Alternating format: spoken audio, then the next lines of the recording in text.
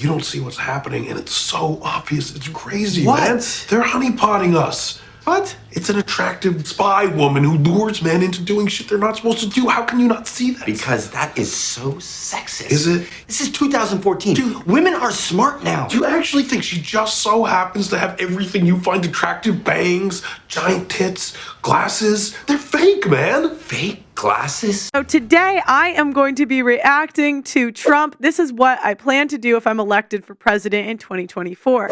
As you guys know, I don't think women should vote, but since we do have the option to vote, I don't see why you don't vote Trump. So I'm from Chicago. And in downtown Chicago, the schools are so bad there, guys. They're so woke. You know, I'm a Catholic middle school. I really think that Trump was the best president in my lifetime.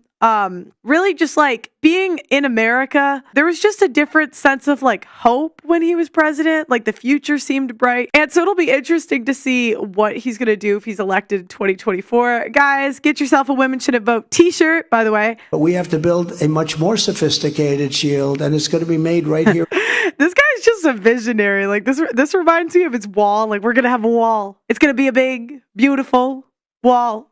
Now it's a shield. Appropriate racial, sexual, or political content on our children. And I will not give one penny to any school that has a vaccine mandate or a mask mandate.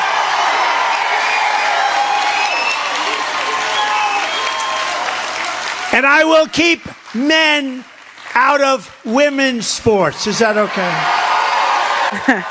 Crazy. He's so funny. This is like fascism. This is crazy. They're afraid to talk about it. But we'll get rid of men in women's sports. That's not happening. Just as I did for 4 years, I will fully uphold our Second Amendment, and we will restore free speech in America. I grew up, all my brothers had guns. I don't know why. In the UK, they're like afraid of guns here. I don't really get it. I don't understand. So yeah, Second Amendment, good.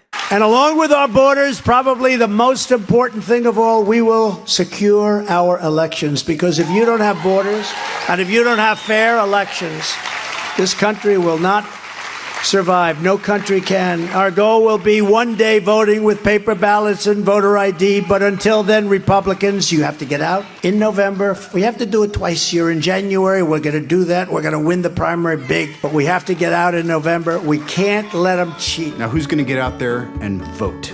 When are you going? Are you going before work? Are you going after? Do you have a plan? Do you have a ride? If you know someone who needs a ride or a kick in the ass, get them there. Your employer can't tell you you don't have time. No one has the right to stop you from casting your vote.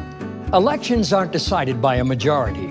They're decided by the majority of those who show up and vote.